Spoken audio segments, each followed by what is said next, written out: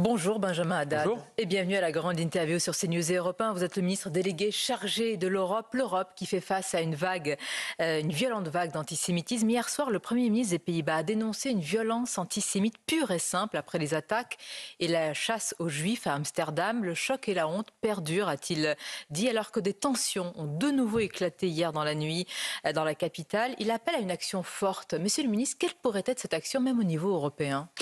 Bon, déjà, effectivement, il faut constater que depuis le 7 octobre, même si en réalité c'est un phénomène qui préexistait, mais depuis le 7 octobre 2023, on voit une explosion de violence et de haine antisémite partout en Europe. On sent que ça a libéré, une fois de plus, la parole antisémite, l'acte antisémite, et que le conflit est utilisé comme un prétexte, il est instrumentalisé pour attaquer les Juifs en Europe. Et il faut toujours le rappeler de façon extrêmement claire, quand on s'attaque un juif en France, on s'attaque à la France, on s'attaque à la République, et c'est pour ça que nous avons dans notre pays des forces de l'ordre qui sont mobilisées pour protéger les synagogues, pour protéger les écoles. C'est malheureux d'avoir en arrivé là. C'est malheureux que les fidèles pour entrer dans les synagogues doivent être protégés par la police, mais de fait, le gouvernement, le président de la République sont extrêmement mobilisés. Et on le voit, cette haine d'Israël est utilisée comme un carburant pour attaquer des juifs. Et là-dessus, je veux dire plusieurs choses. Premièrement, c'est que les responsables politiques ont une responsabilité, y compris dans la parole, puisqu'on voit ceux comme la France Insoumise qui précisément ont utilisé la question palestinienne comme un carburant électoraliste avec des conséquences, y compris des conséquences dans la violence. C'est pour ça que le ministre de l'Intérieur a raison quand il saisit de ne rien laisser passer. De ne rien laisser Encore passer. ce matin, monsieur le ministre, un élu du Doubs, conseiller municipal du Vert gauche, Ismaël Boudjekada, a dit qu'il aurait voulu être à Amsterdam, donc pour participer à cette chasse aux Juifs. Bruno Retailleau, à chaque fois, il a raison. Il a raison. Oui, bien sûr, il a raison. Il faut absolument rien laisser passer parce qu'en fait, finalement, après, on s'habitue. On laisse les ennemis de la République grignoter. On s'est trop habitué, d'ailleurs. Donc, en tout cas, pendant longtemps, on n'a pas suffisamment dénoncé, on n'a pas suffisamment combattu. Donc aujourd'hui, il faut une main absolument ferme, il ne faut rien laisser passer. C'est pour ça que Bruno Retailleau a raison de saisir le procureur de la République sur les propos, par exemple, de la députée insoumise. Et après, vous me posiez la question, est-ce qu'il faut des mesures au niveau européen ? Oui, je crois qu'il faut qu'on réfléchisse à cela au niveau européen. Quand je vois ce qu'on a fait en France, par exemple, avec la loi sur le séparatisme, vous vous rappelez, il y a quelques années, faire la transparence sur les financements étrangers de l'islam radical, pouvoir se donner les moyens d'expulser des imams ou de dissoudre des associations soupçonnées de liens avec des mouvements radicaux.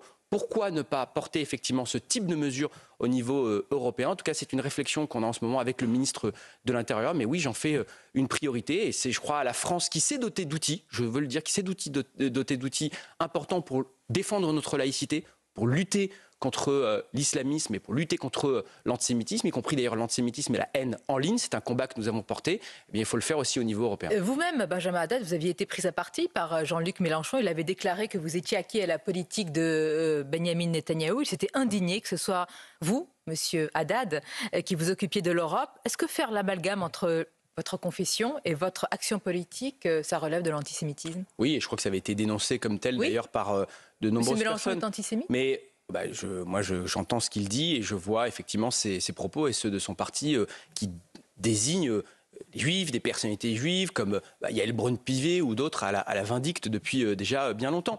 Mais vous savez, fondamentalement, moi, je n'avais pas réagi à cette polémique à l'époque parce que je crois qu'il y a deux façons de faire de la politique. Soit on cherche justement constamment à cliver, à créer de la politique, à enfermer les gens dans des cases, à créer du conflit, de la conflictualisation pour exister.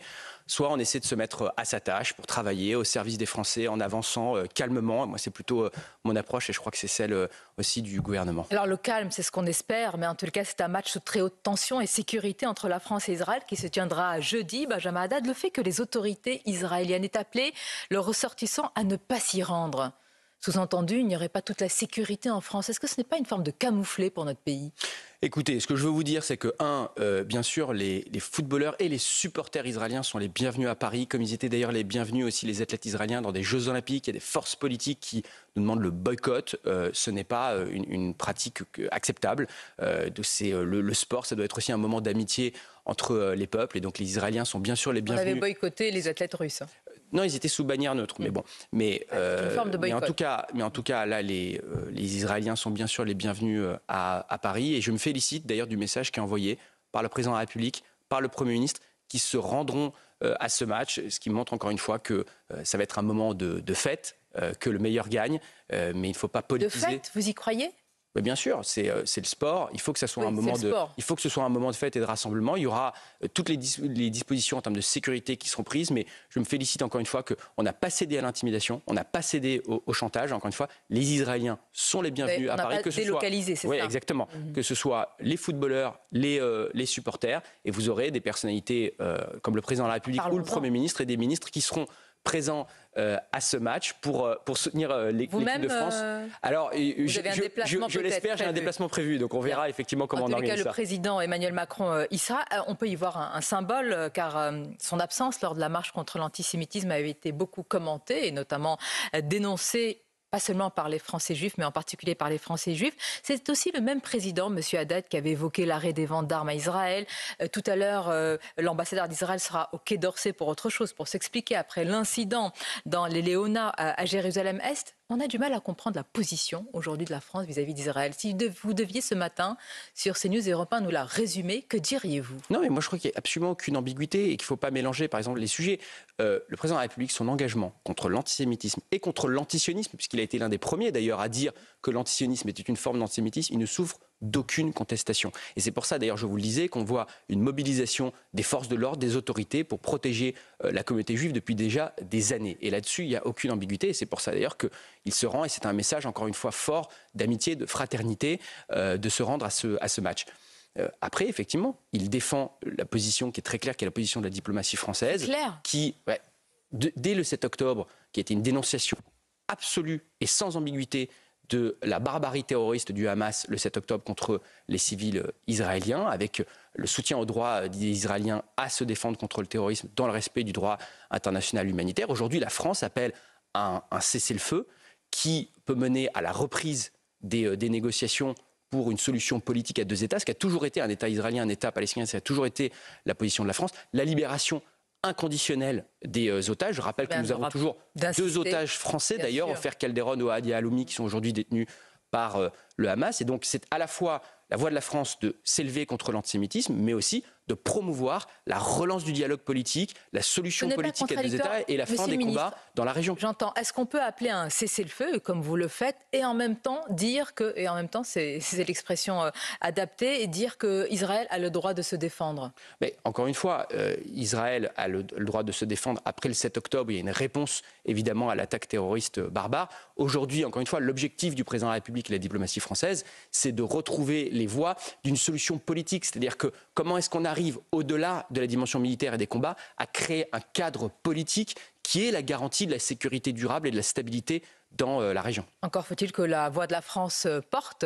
Il y a aujourd'hui une piste pour que cet accord, pour que ce cessez-le-feu puisse un jour arriver sur la table des négociations? Mais vous savez, la voix de la France, comme celle de nos partenaires, déjà, on tient notre rang, on utilise notre voix. Je constate qu'on est très impliqué, notamment, par exemple, au Liban, dans l'aide humanitaire. Il y a encore quelques semaines, le 24 octobre, une grande conférence humanitaire sur le Liban qui a permis de lever près d'1 milliard d'euros, 800 millions d'aide humanitaire, 200 millions pour le soutien aux forces armées libanaises, qui est un enjeu aussi, bien sûr, de souveraineté pour le Liban. C'était plus d'ailleurs que les objectifs que s'étaient donnés les Nations Unies pour cette conférence. Donc voilà, la France est en initiative et la France, effectivement, fait porter sa voix, y compris encore une fois par des initiatives concrètes comme le soutien humanitaire. Alors l'actualité, monsieur le ministre en charge de l'Europe ces dernières heures, c'est une brusque accélération des événements au sujet de l'Ukraine. Selon la presse américaine, et le Washington Post en particulier, Donald Trump se serait entretenu au téléphone avec Vladimir Poutine. Il lui aurait conseillé de ne pas aggraver la guerre, avec à la clé la possibilité pour Moscou de conserver les territoires conquis.